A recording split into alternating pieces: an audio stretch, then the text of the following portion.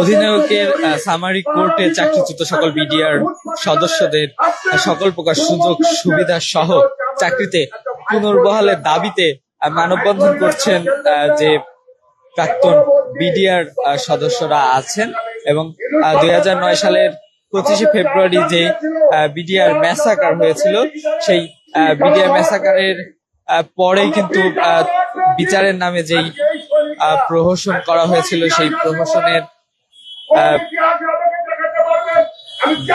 প্রহসনের বিপক্ষে অবস্থান নিয়ে কিন্তু সংবাদ সম্মেলন মানববন্ধনের আয়োজন করেছে বিডিআর সদস্যরা। এবং এই মুহূর্তে সরাসরি যুক্ত করেছি বাংলা নিউজের ফেসবুক পেজে জাতীয় প্রেস ক্লাবের সামনে থেকে। এবং এখানে কিন্তু চাকরিচ্যুত বিডিআর সদস্যরা মানববন্ধনে অংশ নিয়েছে এবং তাদের যে দাবি সেটি কিন্তু যাদের চাকরিচ্যুত করা হয়েছিল অধিনায়কের সামারি কোর্ট, সেই কোর্টের চাকরিচ্যুত কোর্টের মাধ্যমে চাকরিচ্যুত সকল বিডিআর সদস্যদের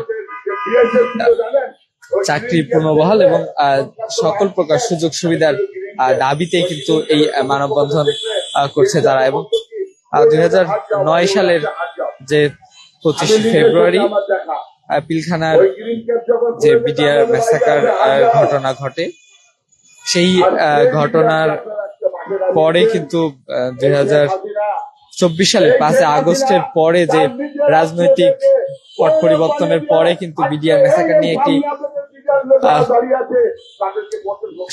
কমিশনও গঠন করা হয়। এবং সেই কমিশনের পরে কিন্তু এছাড়াও বিভিন্ন ভাবে সেই কমিশনের মাধ্যমে যে সত্য ঘটনা সেটি উদ্ঘাটন করার চেষ্টা করা হয়েছিল সরকারের পক্ষ থেকে।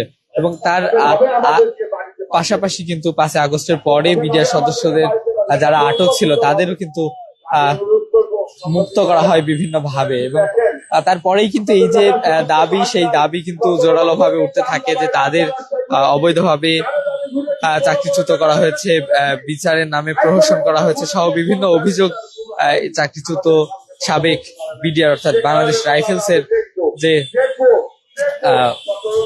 চাকরিচ্যুত সদস্যরা আছেন তারা বিভিন্ন দাবি তুলতে থাকে। এবং তার প্রেক্ষিতে আমরা বিভিন্ন সময় দেখতে থাকি আসলে যে তারা তাদের দাবি নিয়ে বিভিন্ন সড়কে বিভিন্ন মোড়ে কিন্তু আন্দোলন করেছে। পাশাপাশি বিভিন্ন মন্ত্রণালয় এছাড়াও সরকারের বিভিন্ন জায়গায় তারা চিঠিও দিয়েছেন, তেমনটি কিন্তু আমরা বিভিন্ন সময় দেখেছি। এবং আজকে আবারও দেখছি যে তারা মানববন্ধনের ডাক দিয়েছে, সেটি কিন্তু আমরা দেখতে পাচ্ছি। এবং সরাসরি আমরা আসলে চলে যাব তারা কি বলছে সেটি শোনার জন্য। আপনি বলেছিলেন এই বিডিআর বিচার আপনি করবেন, কিন্তু আপনি করেন নাই। আপনার ভাই কি করেছেন? আমাদের বিডিআর ভাই কি করেছেন? কি করেছেন? আপনি কোলের মধ্যে রেখে দিয়েছেন। এটা জবাব আপনাকে দিতে হবে জনগণের সামনে। ইনশাল্লাহ আমরা এই প্রস্তুতে মাঠে নামবো, আমরা এই প্রস্তুতে মাঠে নামবো। আমাদের অস্ত্র দরকার নেই, আমাদের হাত আর বুক, আমাদের হাত আর বুক। যেদিন আমরা রাস্তায় নামবো, হাজারো গাড়ি গেলে, হাজারো পুলিশে গেলে, হাজারো আর্মি গেলে আমাদেরকে তুলতে পারবেন। একটা কথা আজকে আমি বলে দিলাম, রাস্তা নেমে নাই, নামছি, নেমেছি, আরো নামবো।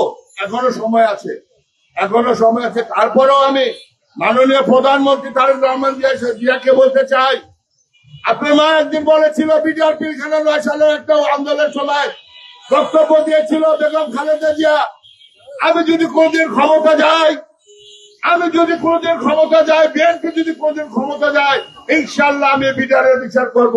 পাশে আপনি বসা ছিলেন, পাশে আপনি বসা ছিলেন।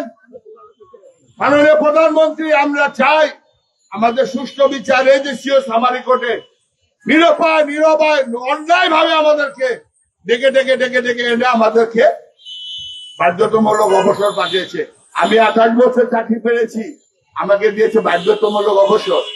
দেখেছেন কত টাকা গুলো নিয়েছে সরকার? আপনারা একটা খেয়াল করেন, আমার 28 বছর চাকরি, আমি যদি ফুল পেনশন দেয় আমি 30-35 লাখ টাকা পাবো। আর সেখানে আমাকে 3 ভাগের 1 ভাগ দিয়েছে এই শেখ হাসিনা।